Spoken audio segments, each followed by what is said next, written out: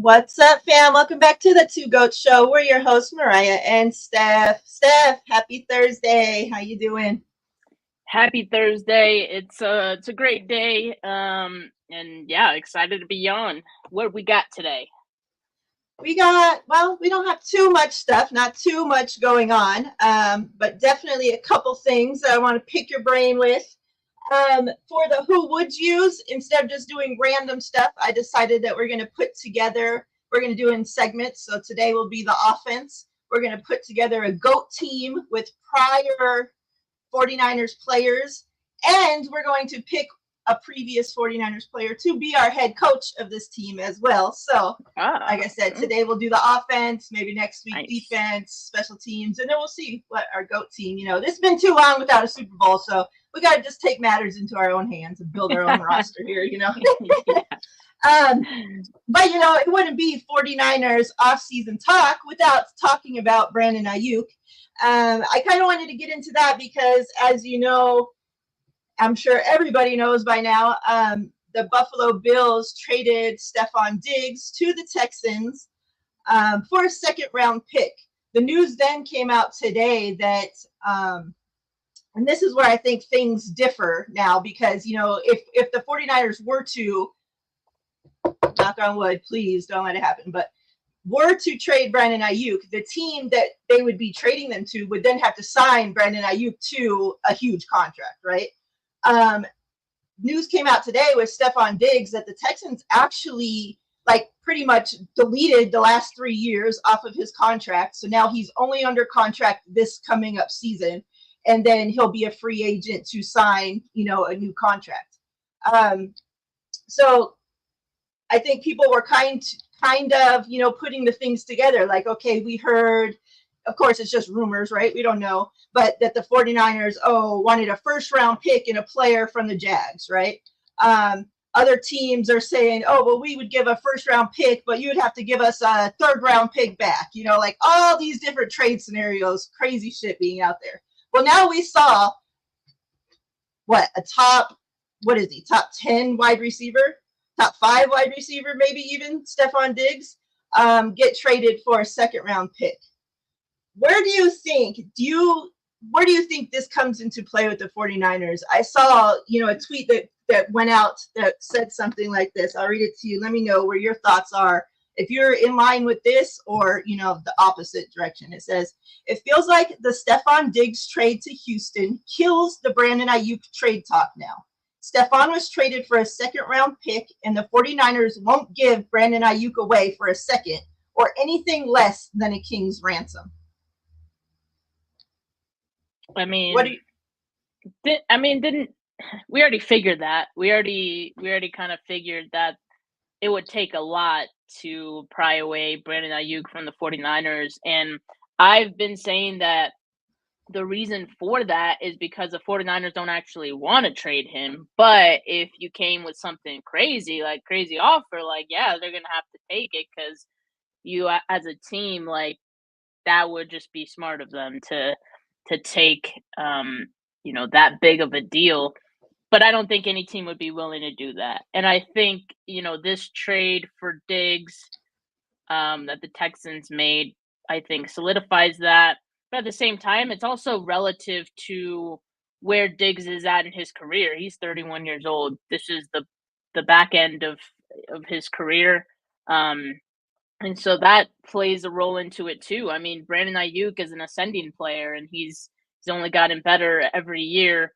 So that definitely does play into it too. And so maybe Brandon Ayuk is not worth what the 49ers would be asking for. That's good. That's all the more reason to expect that he'll be back with the 49ers this season. The 49ers will not be trading him. So that's how I view it. All right. Before we get into, the comments on the screen, what's up, chat? See you all. Appreciate you guys all being here as always. I do want to, obviously talk about the 49ers being linked to Tyler Boyd, to, whatever other wide receivers. Maybe you can let us know who they've had their 30 visits with. But before we take it that direction, I think a lot of people's concern is that the 49ers would be paying the wide receiver room overall, right? With keeping Debo and Brandon Ayuk, paying them both top, wide receiver money, is that you're paying too much to that whole position. Okay, that's why a lot of people are thinking like, okay, they're either going to pay Brandon Ayuk and trade Debo, or vice versa. Like, I think that's where a lot of people's concern comes up. Up until this point, the thing that kept getting thrown out there when talking about Debo getting traded was the dead money that the 49ers would be taking on, right? And I can't see that, I continuously see mess tweets out there, people saying, I can't see the 49ers taking on that dead money and blah, blah, blah, blah, blah. Well, with this Stefon Diggs thing, we saw Buffalo just take on dead money, right? With shipping him away. And I think that's just a reminder that I don't think it's just crazy to me that people want to say, oh, the 49ers are going to trade away their better wide receiver because it's an easier thing to do. Like, oh, they won't take on dead money. It'll be easier to trade him. They might get higher picks with Debo. Let's keep the less valuable wide receiver to us, to everybody else, just because that's the easier thing to do. I think with the Stefon Diggs trade, it shows us, if anything, that if teams need to do it, if teams need to move on from somebody, they're going to do it. Like, I don't think just because, Debo has how much ever dead money, if they, trade him this season, that's going to stop the 49ers from making that move and just let Brandon Ayuk walk out the door. Maybe I'm just being stupid because I don't want Brandon Ayuk out the door, but I don't know. I mean, on the topic of, would the 49ers want to pay both of Debo and Ayuk to big money contracts? I think that's kind of overblown, if, for people to make that point, only because after 2024, there's an out in Debo's contract. So really, you would be paying both, you would have both under an extension for just 2024. And with the way that the 49ers stagger out their contracts, it's likely that the 49ers can actually bring Brandon Ayuk's 2024 cap number down for that year. And then it's going to stagger out. By then, Debo would no longer be on the roster, right? So right. I think it's a moot point in my opinion. I think for 2024, the 49ers have no problem having the both of them tied to extensions, knowing that one's probably has one foot out the door, and then the other, his cap number will just grow in the coming years, but not in 2024. Right. Talk to me about Tyler Boyd. Rumors recently came out this week, the end of last week, whatnot, that, some teams that were tied to Tyler Boyd, and it names maybe 4 or 5 teams, and the 49ers were one of them. Some people are saying this is nothing. It's just negotiation tactics. Is this, it's that. Where are you at with Tyler Boyd? Do you think that is an thing that could possibly happen? Do you think it only happens if we do trade away one of our guys? Like, how do you see that fitting, if at all? And then talk to me a little bit about the wide receivers 49ers have been interested coming out of college, if any new ones recently. Yeah, I mean, on Tyler Boyd, I kind of saw it as, because the way it was reported was preliminary interest, and I don't think it went further than that, right? And I think this is something that probably happened early in the off season. We haven't heard, anything further than that on it. It's just coming out in late March, early April, right? So I think that had more to do with Jauan Jennings, honestly. I mean, Tyler Boyd is a wide receiver 3 on the Bengals. he's probably talented enough to be a wide receiver 2 for many other teams. But for the 49ers, I'm not sure. So I kind of saw it more so as a move in case Jawan Jennings, didn't sign his RFA tender, or if another team like offered him a contract that the 49ers weren't willing to then match, then he'd leave. But it could also be the due diligence of just in case someone blew us away with an offer for Brandon Ayuk, at least we had looked into other options, whether it be in the draft, whether it be in free agency or be a trade. So I just think like it's about not leaving any stone unturned and the 49ers doing their due diligence. I don't see it as anything more than that. Yeah, good. Hopefully you're right. And you asked me also about wide receivers the 49ers have shown interest in. I would just, at this point, this time of the year, we're all more interested in the top 30 visits because that's like the biggest indication of who the 49ers would have the most interest in drafting. In most cases, it is an indication of who they eventually draft. Javon Baker out of UCF is one of those receivers. He could maybe go like late second, third round, maybe. I'm pretty bad at knowing the range that guys will go, but definitely not a day one guy. So, that's good because I don't see the 49ers taking a wide receiver in day one.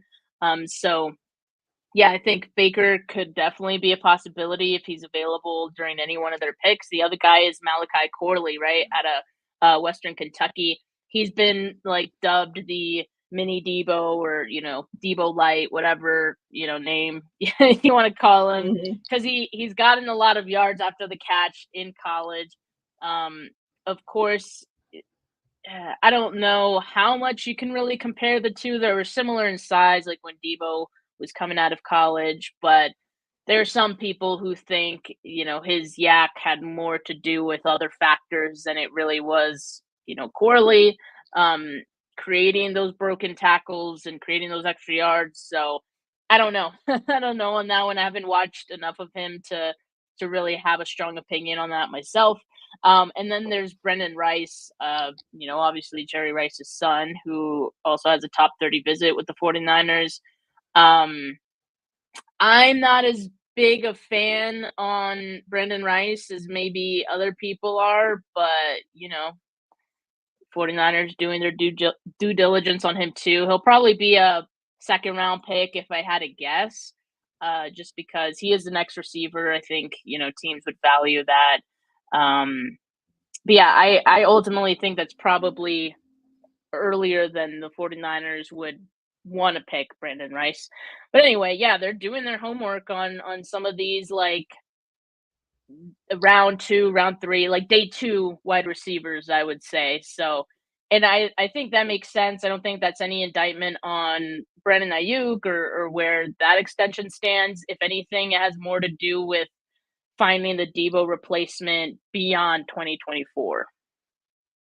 Right.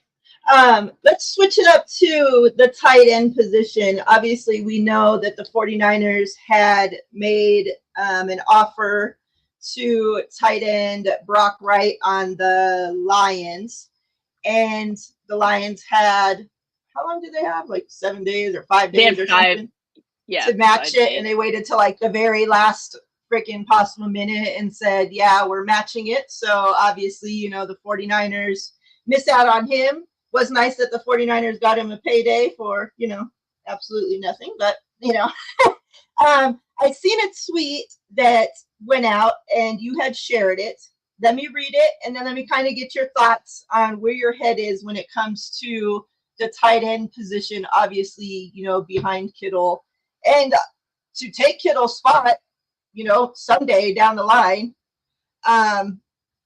This was from KP, put out a tweet, and it says, the 49ers had their highest success rate out of 2 tight end sets last year. You're guaranteed to get Kittle and McCaffrey on a linebacker. But that other tight end has to block. They're telling us that they don't think Latu/Willis are ready, or they wouldn't have tried to triple the salary of tight end 2. Where are your thoughts kind of at, the 49ers, it seems like they've been trying to fill that position for quite a while. Dwelley was, obviously, what's his face that we just lost was great blocking, but kind of didn't go much beyond that. Now we have, Latu and Willis, and I don't know. It's, to me, to write off guys, especially one that we hadn't even seen, right? Got hurt. They stuck him off to the list and off he went. Like, this is the time that we're expecting these players to grow, like their sophomore year. So to already be saying, oh, this shows us the 49ers have, where their confidence is on them. Like, you don't even know who those kids are yet. Like, to just go off of basically, and to Willis ended the season just fine, I think. We know that it's hard to get playing time as a rookie on the 49ers, number one. We know, the rookies, how their off-season whole situation is coming out of college. They don't get that great of an off-season, right? It's like just they're thrown in one thing to the next. They're having to catch up to freaking NFL speed, all this shit, all the excuses that we put for anybody else. Yet, like, we have these 2 tight ends, just like, okay, well, obviously the 49ers are telling us they're not ready, so what? So we're going to go draft a couple more tight ends. We're just going to give up on those guys. Where are we at with the tight end room that continues to just be like a little merry-go-round? Yeah, I mean, I think that pretty much summed it up. And I also retweeted something Matt Barrows said as well, because, like, in response to, the news of the Lions matching the offer for Brock Wright, someone asked Matt Barrows, is there any hope for Cameron Latu? To which Matt, responded, yes, the 49ers expected it would take some time for him to adapt. The question is whether he can do so this year. Their move for Brock Wright suggests they're skeptical. So, I mean, beat writer saying the same thing, right? And KP also gets access to the team as well. He's part of the beat. So, you have 2 guys who are kind of, skeptical, like, what are the 49ers really trying to tell us with this attempt to bring in Brock Wright? Now, I thought it was interesting that we didn't really hear their name connected to any of the free agent tight ends, so it just seemed like very specific, like there was a specific guy they were going after. And yeah, if you look at Brock Wright's role with the Lions, it very much is, blocking centered. He's their run blocking tight end basically, and they run the ball a lot. They have a lot of success with it. So clearly it's something, he has helped them be able to do. Of course, we know the 49ers have a good blocking tight end in George Kittle, but every so often you do actually want him running routes, and right. You don't want to you want to be able to have 2 guys who can block, just like KP said. And so yeah, I mean, I think it's clear they're still, like, searching for someone, which doesn't obviously give us confidence for sorry, my cats are about to fight, so I'm just, like, side-eyeing them here, about to watch it go down. But yeah, obviously it doesn't tell us a lot of confidence that in the tight ends that they have currently, or that they drafted last year in Cameron Latu and Braden Willis. Latu, of course, was always seen as a developmental pick, which is why I wasn't really a fan of it to begin with, because now look at you. Now look at you. You're not feeling so great about him being the tight end too. And Braden Willis, like, he got some time. He got some snaps here and there, mostly on special teams, but clearly not enough time to really get himself ramped up either. And he was a 7th round pick. So, yeah, I mean, definitely it seems like it's still something the 49ers are looking for. Charlie Warner, of course, left. They could bring back Ross Dwelley, but he wasn't their tight end 2, and he's not going to be their tight end 2, even if they brought him back. So, right. Yeah, I'm not a fan again of the Latu pick. What I do think though with bringing in Brock Wright, it reminds me a lot of what happened with Drake Jackson last year. Again, like they kind of didn't prioritize edge, in the draft and free agency because they had Drake Jackson and they said Drake Jackson, he's next up. Like we believe in him kind of thing. Mm-hmm. That was kind of their mistake because, Drake Jackson did not really pan out to be the guy that I think they expected him to be in their second year. And then they were retroactively trying to, improve that edge spot opposite Bosa all season. So I think they want to avoid being in that same situation this time. So bringing in an experienced veteran like Brock Wright would have allowed them to do that. Now, does that guy need a 3-year deal? Like, I guess like that was a part that was surprising to me because a 3-year deal tells me, I don't know, like to me, obviously Kittle is going to stay for a while. So again, like it gives me even less confidence in Latu and Braden Willis. But it's just been a year, so I'm not like casting them off entirely, but 2024, they'll have to step up, I guess, big time. Yeah. Another position group that the 49ers have kind of been crazy when it comes to running back. The 49ers did make a move at running back and signed former Green Bay Packers running back Patrick Taylor Jr. to a 1-year deal. Do you think that Taylor has, obviously the 49ers, they need to make another move at running back, right? Let's just hope it's not in the 3rd round. And right, let's hope they're smart about it this year. But like we need running backs. We only have a couple on the team prior to this move, Do you think that this is somebody that can actually make the team, that he could actually be successful with Kyle Shanahan and what he wants from his running backs? Or do you think this is a training camp body that'll kind of just be stuck off to the side? I think he's a camp body, but it's a camp body with a purpose, because I think it's a camp body that has, special teams experience, who, has shown that he's a solid pass blocker. He's good in pass protection. That's big for running backs. That's big for not just, Kyle, but any team. You gotta be able to pass protect. And so my I guess suspicion has been the reason we haven't seen a lot of Jordan Mason, despite us knowing that he's obviously like a good runner, is because he's probably not as good in pass protection. Even Elijah Mitchell sometimes whiffs.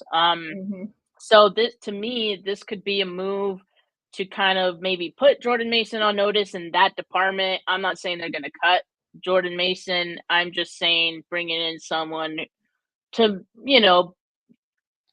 get that sense of urgency of, hey man, you better improve in this, kind of thing. So I kind of see it as that, but ultimately I do think he'll probably end up just being a camp body. Interesting. I definitely want to see, who they end up, because like we lost TDP, went to the Eagles, right? So it's like we don't even have him stashed anymore as a just in case guy. So I don't know. I'm worried. Like, obviously, I want CMC to be able to make it through the entire season healthy again. But it's like, I feel like we got so lucky in making it through, as well as he did last season. And I just feel like, I don't know. We really just need to have some running backs on this team that Kyle trusts, like that if something does happen, or even just to give CMC a breather. It's like, we can't really count on Elijah Mitchell too often, because the first time that we ever have to rely on him, it's like he goes down. you know, so then it's like we have to deal with that too. And it's just like we need some solid depth on this team. Like I don't know what goes on with the whole drafting of quarterbacks and Kyle, but it's like I don't know, he just like falls in love with a dude and then that dude don't end up being the dude, you know? Like I don't know what his situation is with running backs. It's really odd. We know that it's a position, you know, that he finds so important for his offense, but it's like I don't know if it's a trust thing, if it's like you said, a blocking thing, maybe a little bit of everything. I don't know, but it's like how is it that year after year so far, it's like we keep just banging our heads against the wall when it comes to the running back position? Like luckily we were able to trade for a guy that we already all knew was a stud, right? Like you know that CMC's a GOAT already for sure thing. You trade for him. The only thing that you have to worry about is injuries. But other than that, it's like the running back position has just been, man, running backs and tight ends has been a very hard position for us to find like guys for. Let's get into, I know we got to get Steph out of here. She got big things to do today. So she's a superstar, you know, we got to get her out of here on time. So we're going to start our offense of the GOAT team that we're putting together. We're going to do quarterback. And so this is current 49ers, any past 49ers, right? So we're going to look for a quarterback, 2 running backs, 2 wide receivers, and a tight end. And a coach, offensive coach. Remember, this isn't going to be a coach that we've had coaches in the past because they haven't done a good enough job. So we're bringing back an old offensive player to be our coach too. So, Steph, let's put together our GOAT lineup. Quarterback. Are you going to go Steve Young? You're going to go Joe Montana? Who are you going? All right, now is this team like how does this work? Are we picking these players like they're in their prime? We get them in their prime, but they're playing in today's NFL. Today's NFL. That's tough between, you know, Montana and Steve Young. I think obviously there's a bit of a shift towards some quarterbacks who can be mobile in, you know, today's NFL. But I still think that Montana's skill set, like his quarterbacking was timeless. Like I still think obviously he'd have a lot of success. So I'm going to go with the GOAT. I'm going to go with Joe. All right. Montana it is. All right. 2 running backs. I'm going to go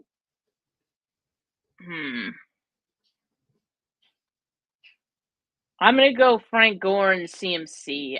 It was close between like Roger Craig, but I think what CMC does is like Roger Craig was CMC type before, you know, that became a thing. Like he was good at catching passes and all that. But we got CMC. Obviously, I like what he's doing. So, yeah, I'm going to go with Frank and I'm going to go with CMC. Very different running backs, but yeah, you need a 1-2 punch. You know? Exactly. And imagine a change of pace. Imagine to have those 2 as your 1-2 punch. Like, holy smokes. Have them on the field at the same time. Why not? For real. You know? All right. 2 wide receivers. I mean, I think we know who one's going to be. I definitely got, yes, obviously, like just Jerry. Not even pencil in, but put with a marker, permanent marker, Jerry Rice. You can't make the GOAT team without putting Jerry Rice in there, so. Yeah, exactly. God, who? I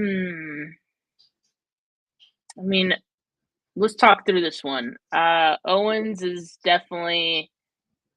could definitely be an option. I mean,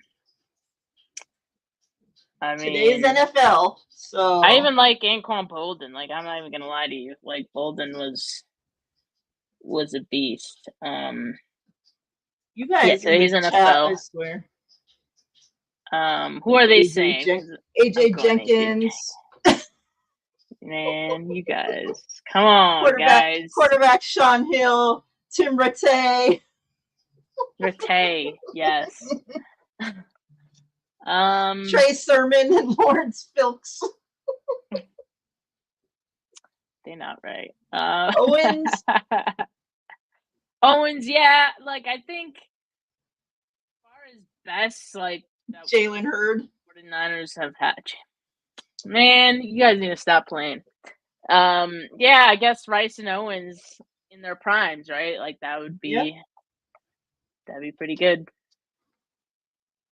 All right. Tight end.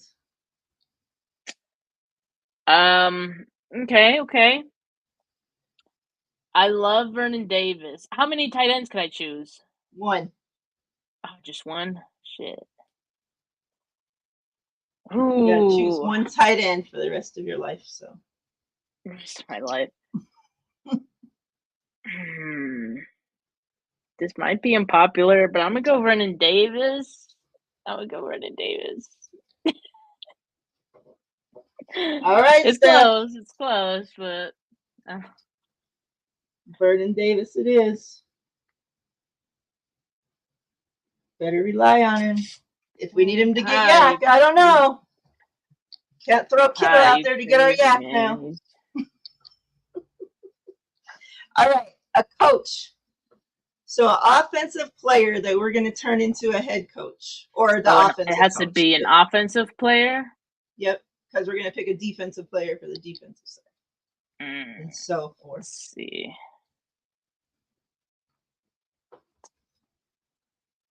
I'm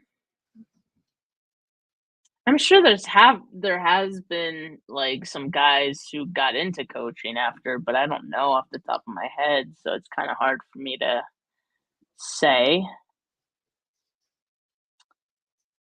Somebody that was smart. Yeah. Could be smart enough to be drawing us up some winning game plans.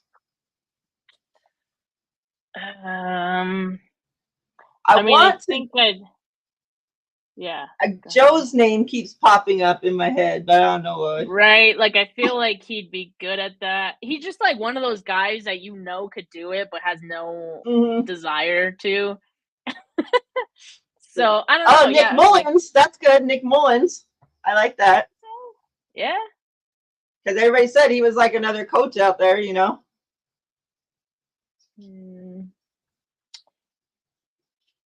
Giovanni Carmazzi. Yeah, and then Corey says Steve would be a better head coach. I mean, so we get a glimpse into how Steve sees the game when he does like the commentating and stuff like that. So that's why I could see that as well. We can go with that. And he's more closer to modern like NFL. Yeah, I think Steve would be a solid choice. All right, you better hope Montana's going to want to play for him. Yeah, I guess I couldn't have the quarterback I chose for the team to be the head coach. I was talking about Joe Staley when I said Joe. Oh, okay. Well, there'd be a bit of a rift there too. Willis. Yeah. Okay. So I know you're about to ask like defensive coach, right? Or we're doing that next week. Okay. So don't be giving up the answers already. So the offensive starting GOAT squad would be quarterback Joe Montana, Frank Gore, CMC, Jerry Rice, Owens, Vernon Davis, and coached by Steve Young. We're going to put together a Super Bowl roster. Just wait. So, yeah, next week we'll do the defense. And, yeah. Then I'll put together a little thing and put together our team. Hell yeah. That's how it is. Anything else you want to talk about before we get out of here, Steph? No, I think that's it. I did just want to mention that I am pretty sure the 49ers are going to have their top 30 visits on Monday, the 8th. Their local pro day is on the 10th. So I think the 8th is going to be that day. So we'll probably find out about more prospects, obviously, those 49ers are bringing in for visits on that day. So check those Instagrams. Because usually they post on their Instagram that they're somewhere, you know. I just checked So. Steph's Twitter because she checks the Instagrams and then she posts. But that too. And don't forget, you know, Steph has her handy dandy workbook up there pinned to her top of her Twitter where she's keeping track of all the visits, everybody the 49ers have met with. She does have a little tip option there. Make sure you click it. Send the girl some money for all her hard work she's given us. I know she'd greatly appreciate it. Bam! We're out of here. Till next week. Everybody have a safe and wonderful rest of your week. Have a safe and wonderful weekend. Yeah, this is my only show this week, so you know that's how we do. This is the off season, slow time. So yeah, I did. Go ahead. No, I was gonna say I did like 3 shows, like talking the same topics. This is what we do. Yeah. Ty, yes, exactly right here. My source equals Steph Sanchez. All